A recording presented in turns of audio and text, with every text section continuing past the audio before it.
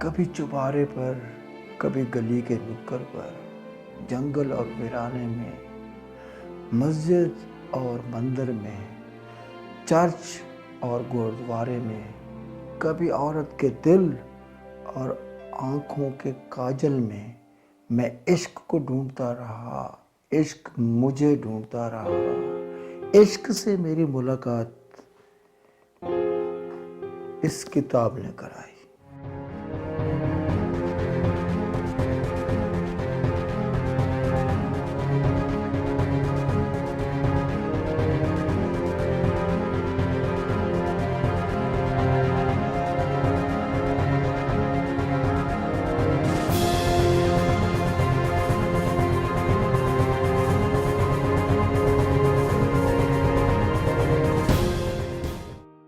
Else شفق کی یہ کتاب 40 چراغ عشق، کہانی جلال الدین رومی کی، اور اگر اس کا انگلش میں نام ہو تو The 40 Rules of Love۔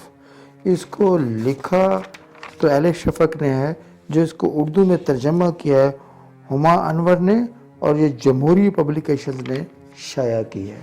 یہ بہت خوبصورت کتاب ہے اور خوبصورت ناول بھی ہے۔ اس میں بہت سارے کردار ہیں اور یہ اتنی ڈیفرنٹ لکھی گئی ہے۔ یہ کافی عرصہ پہلے میں اس طرح سوچتا تھا کہ کوئی اس طرح کی کتاب ہو، ہمارے جتنے بھی بزرگ ہیں، جتنے ولی اللہ ہیں اور جتنے اچھے کریٹیو قسم کے لوگ ہیں، تو ہماری سوسائٹی میں یا ہمارے ناول نگاروں نے اس طرح نہیں لکھا۔ اس نے ایک کریکٹرز اور ایک ہیرو کے حساب سے، جس طرح سپر مین ہے، جس طرح اور بہت بڑے بڑے کریکٹرز ہیں، تو وہ ایک کریکٹرز ہیں، تو انہوں نے ایک کریکٹر کے طور پہ اس کو پیش کیا۔ میں سوچتا ہوں کہ یہ بہت زبردست کوشش ہے اور ہمارے ینگسٹر کو، نئی آنے والی پود کو یہ ہر حالت میں پڑھنی چاہیے۔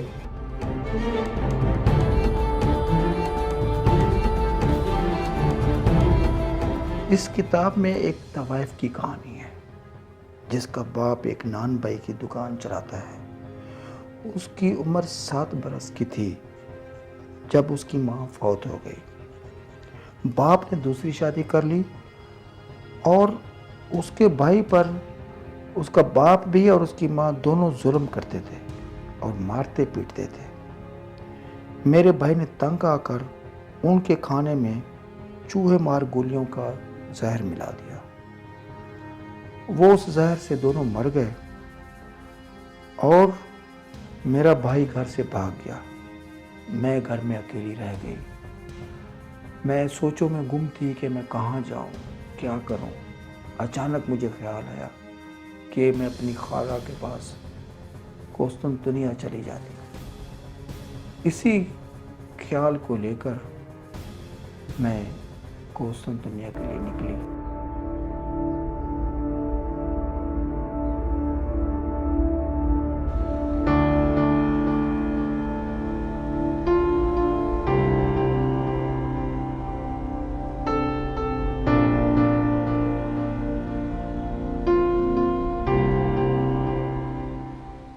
میں قسطنطنیہ جانے کی خاطر ایک گھوڑا گاڑی پر سوار ہوئی۔ میں سب سے کم عمر مسافر تھی اور واحد جو تنہا سفر کر رہی تھی۔ چند گھنٹوں کے سفر کے بعد ہمیں ڈاکوؤں کے ایک گروہ نے روک لیا۔ انہوں نے مسافروں سے سب کچھ لوٹ لیا، صندوق، کپڑے، جوتے، زیورات، حتیٰ کہ گاڑی بان کا کھانا بھی لوٹ کر لے گئے۔ میرے پاس انہیں دینے کو کچھ بھی نہ تھا۔ میں ایک طرف خاموشی سے کھڑی تھی۔ مجھے یقین تھا کہ وہ مجھے کوئی نقصان نہیں پہنچائیں گے، لیکن جب وہ جانے کو ہی تھے کہ یکا یک ان کا سرغنہ میری طرف مڑا اور پوچھا، کیا تم کنواری ہو اے حسینہ؟ میں سرخ پڑ گئی اور ایسے نامناسب سوال کا جواب دینے سے انکار کر دیا۔ مجھے معلوم ہی نہ تھا کہ میرا سرخ پڑنا ہی وہ جواب تھا جو وہ چاہتا تھا۔ آؤ چلیں، ڈاکو کا سرغنہ چلایا، گھوڑے اور لڑکی ساتھ لے چلو۔ جب میں روتے ہوئے مزاحمت کر رہی تھی تو کسی مسافر نے میری مدد کی کوشش نہ کی۔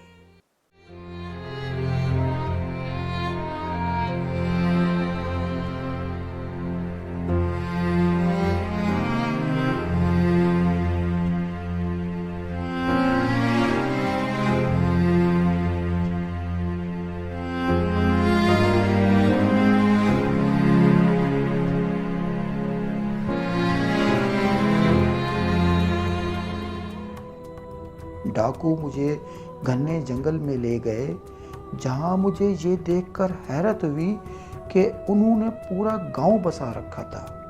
وہاں عورتیں اور بچے تھے، ہر طرف بطخیں، بکریاں اور سور تھے۔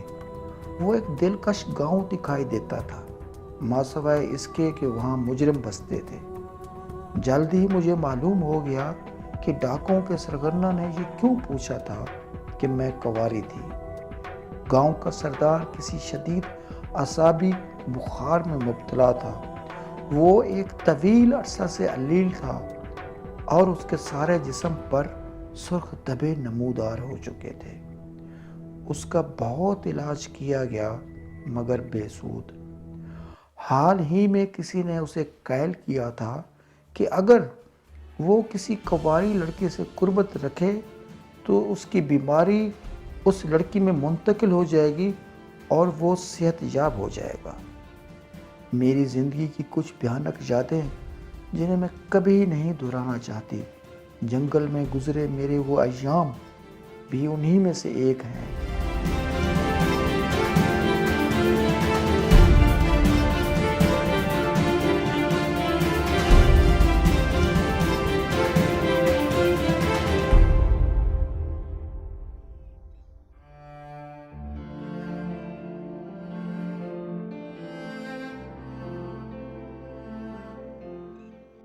حتیٰ کہ آج بھی جب میرے ذہن میں جنگل کا خیال آتا ہے تو میں صنوبر کے درختوں کا تصور کرتی ہوں۔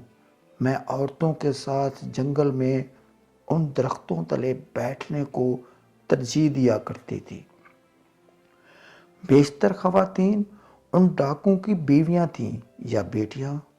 وہاں پر کئی طوائفیں بھی تھیں جو اپنی خوشی سے آئی تھیں۔ میں کبھی سمجھ نہیں پائی کہ وہ بھاگتی کیوں نہ تھی۔ میں تو وہاں سے فرار ہونے کے لیے بےتاب تھی۔ جنگل سے اکثر بگیاں گزرا کرتی تھیں جن میں سے زیادہ تر شرفا کی ہوتی۔ میرے لیے یہ بڑی پرسرار بات تھی کہ انہیں لوٹا نہ جاتا تھا۔ پھر مجھے معلوم ہوا کہ ان کے گاڑی بان ڈاکوؤں کو رشوت دیتے تھے کہ انہیں وہاں سے بحفاظت گزرنے دیا جائے۔ ایک بار سب کچھ جان لینے کے بعد میں نے وہاں سے فرار ہونے کا منصوبہ بنایا۔ بڑے شہر جاتی ایک بگی کو روک کر میں نے اس کوچوان سے التجا کی مجھے ساتھ لے چل۔ اگرچہ وہ جانتا تھا کہ میرے پاس کچھ نہ تھا، پھر بھی اس نے ایک بڑی رقم کا مطالبہ کیا۔ میں نے مجبوراً ادائیگی اسی ایک طریقے سے کی جس سے میں واقف تھی۔ قسطنطنیہ پہنچنے کے بعد ہی مجھے سمجھ آ سکی کہ جنگل میں طوائفیں وہاں سے بھاگتی کیوں نہ تھیں۔ شہر بدر تھا، شہر شفاق اور بے رحم تھا۔ میں نے اپنی بوڑھی خالہ کو کبھی تلاش نہ کیا۔ اب جب کہ میں اپنا مقام سے گر چکی تھی، میں جانتی تھی کہ ان جیسی شریف خاتون مجھے کبھی ساتھ نہ رکھنا چاہتی۔ میں تن تنہا تھی۔ شہر کو میری روح کچلنے اور میرے جسم کو برباد کرنے میں زیادہ وقت نہ لگا۔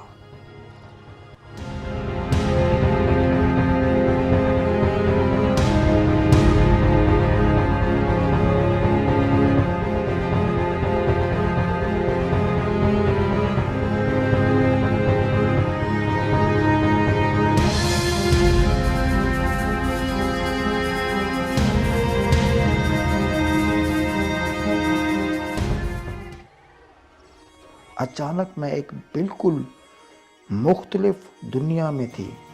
بغض، عداوت، عصمت دری، صفاقی اور بیماری کی دنیا۔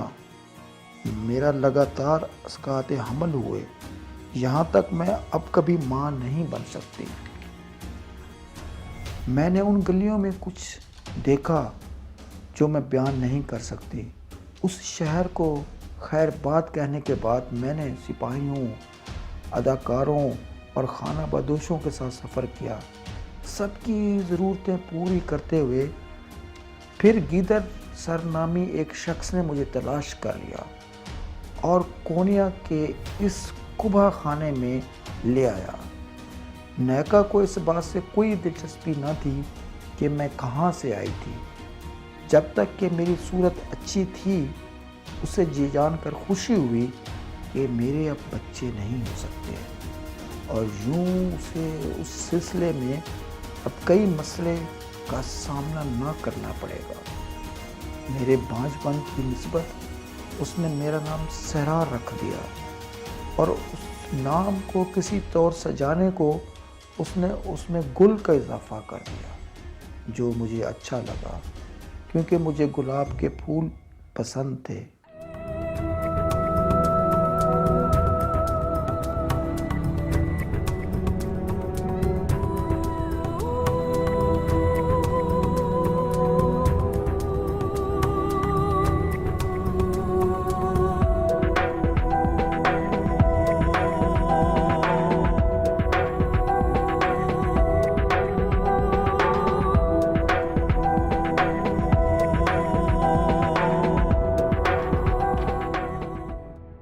لیکن ایک بات مجھے ہمیشہ حیران کرتی ہے، کیوں ہے کہ وہی لوگ جو طوائفوں کو دیکھ کر ان سے متنفر ہوتے ہیں، وہی ان طوائفوں کی زندگی اجیرن بنا دیتے ہیں، جو نادم ہو کر توبہ کر کے سب کچھ چھوڑ چھاڑ ایک نئی زندگی کا آغاز کرنا چاہیں۔ یوں ہے جیسے وہ ہمیں بتا رہے ہوں کہ انہیں افسوس ہے کہ ہم اتنی گر گئی ہیں، لیکن اب ہم جہاں ہیں سدا وہیں رہنا چاہیں۔ معلوم نہیں کہ ایسا ہی کیوں ہے، میں بس اتنا جانتی ہوں کہ کچھ لوگ دوسروں کی بدبختی اور مصائب پر خوش ہوتے ہیں، اور انہیں پسند نہیں کہ دنیا میں کسی ایک بدبخت یا مصیبت زدہ کے حالات سنور جائیں۔ لیکن لوگ کچھ بھی کہیں یا کریں، میں ضرور کسی روز اس قبا خانے سے فرار ہو جاؤں گی۔ آج صبح میں اپنے دل میں یہ تمنا لیے بیدار ہوئی کہ میں مولانا روم کا خطاب سنوں۔ اگر میں اس قبا خانے کے نیکا کو سچ بتا کر اس کی اجازت لینا چاہتی تو وہ میرا مذاق اڑاتی۔ یہ طوائفیں کب سے مسجد جانے لگیں؟ وہ اتنی شدت سے ہنستے ہوئے کہتی کہ اس کا گول چہرہ کرمزی ہو جاتا۔ اسی لیے میں نے اسے جھوٹ بولا۔ اس بالوں سے آری درویش کے جانے کے بعد نائکا اس قدر گمسم سی محسوس ہوئی کہ مجھے لگا کہ جا کر اس سے بات کرنے کا وہی مناسب وقت تھا۔ جب وہ یوں خیالوں میں گم ہو تو اس سے زیادہ آسانی سے بات کی جا سکتی ہے۔ میں نے اس بازار سے کچھ ضروری چیزیں خریدنے کے بہانے اجازت لی۔ اس نے میرا یقین کر لیا۔ کسی کتے کی طرح 9 برس سے اس کے لیے کام کرنے کے بعد اب وہ میرا اعتبار کر ہی لیتی تھی۔ البتہ ایک شرط ہے، وہ بولی، سم تمہارے ساتھ جائے گا۔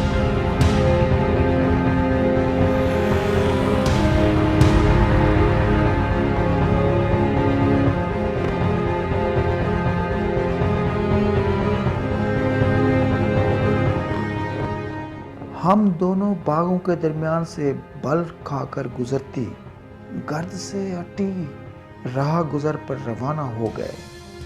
جب ہم پہلے دوراہے پر پہنچے تو میں نے سم کو وہیں رک کر انتظار کرنے کو کہا اور خود ایک جھاڑی کے پیچھے غائب ہو گئی، جہاں میں نے مردانہ لباس والا تھیلا چھپا رکھا تھا۔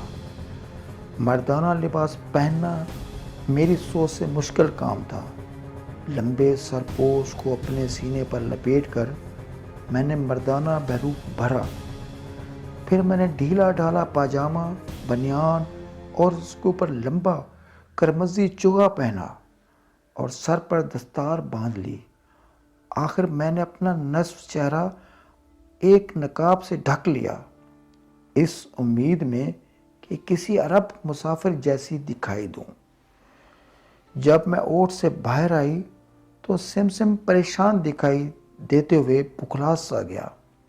آؤ چلیں، میں نے اسے کہا، اور جب وہ بالکل ٹس سے مس نہ ہوا تو میں نے نقاب ہٹا دیا۔ میرے پیارے، کیا تم نے مجھے پہچانا نہیں؟ تم گل صحرا ہو؟ سمسم کسی بچے کی طرح مروب ہو کر اپنا منہ پر ہاتھ رکھتے ہوئے بولا، تم نے ایسا لباس کیوں پہنا ہے؟ کیا تم راز کو راز ہی رکھو گے؟ جوش و خروش سے پھیلی آنکھوں کے ساتھ سمسم نے سر ہلا دیا۔ ٹھیک ہے، میں نے سرگوشی کی، ہم مسجد جا رہے ہیں، لیکن نیکا کو یہ مت بتانا۔ سمسم کا نچلا لب کپ کپایا۔ نہیں، ہم بازار جا رہے ہیں۔ ہاں، مگر بعد میں، پہلے ہم مولانا رومی کا وعظ سنیں گے۔ سمسم ذرا کشمکش کا شکار ہوا۔ میں جانتی ہی تھی کہ وہ گھبرائے گا۔ اسے منصوبے میں تبدیلی پریشان کر رہی تھی۔ خدارا، میرے لیے یہ بہت اہم ہے، میں نے التجا کی۔ اگر تم راضی ہو جاؤ اور وعدہ کرو کہ کسی کو نہیں بتاؤ گے تو میں تمہیں بہت سا حلوہ خرید کر دوں گی۔ چلو، سمسم نے چٹخارا بھرا، یوں جیسے صرف لفظ ہی اس کا منہ مٹھاس سے بھر گیا ہو، اور ایک شیریں توقع کے عالم میں ہم اس مسجد کی طرف بڑھے جہاں مولانا روم خطاب کرنے والے تھے۔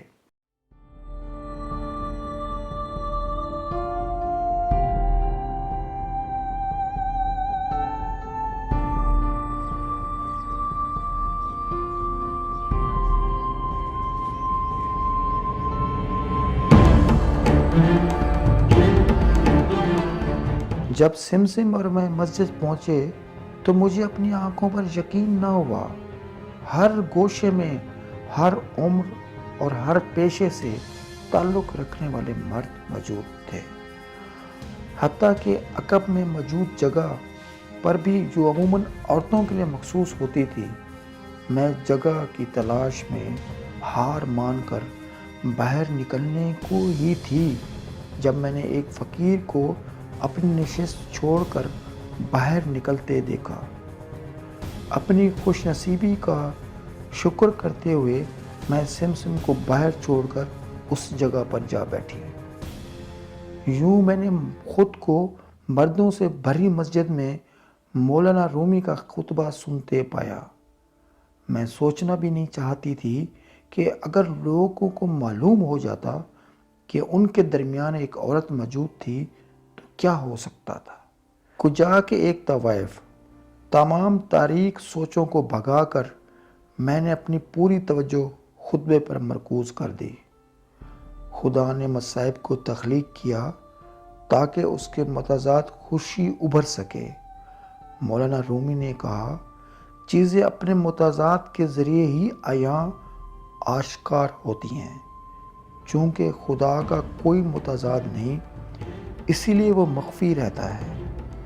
خطاب کے دوران مبلغ کی آواز بلند ہوئی اور پگھلتی برف سے بھرتی پہاڑی ندی کی طرح گمبھیر ہوتی چلی گئی۔ زمین کی پستی اور آسمانوں کی رفعت پر نظر کریں، جان لیں کہ دنیا کی تمام حالتیں اسی طرح ہیں۔ سیلاب اور خشک سالی، امن اور جنگ، کچھ بھی ہو، کبھی فراموش مت کریں، اللہ نے کچھ بھی رائگاں تخلیق نہیں کیا، چاہے وہ طیش ہو، چاہے وہ یا تحمل، ایمانداری ہو یا مکر و فریب۔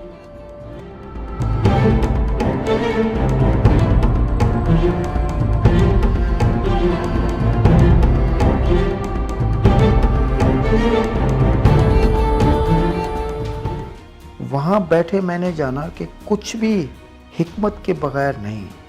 میری ماں کا حمل اور ان کی کوکھ میں جنگ، میرے بھائی کا ناقابل رفع اکیلا پن، حتیٰ کہ میرے باپ اور سوتیلی ماں کا قتل، جنگ میں میرے بھیانک ایام، اور یہاں تک کہ وہ صفاقی جو میں نے قسطنطنیہ کی گلیوں میں دیکھی، ان سب نے اپنے اپنے طور پر میری زندگی کی کہانی میں اپنا حصہ ڈالا۔ میں اسے پوری طرح بیان تو نہ کر سکتی تھی، مگر میں اسے اپنے پورے دل سے محسوس ضرور کرتی تھی۔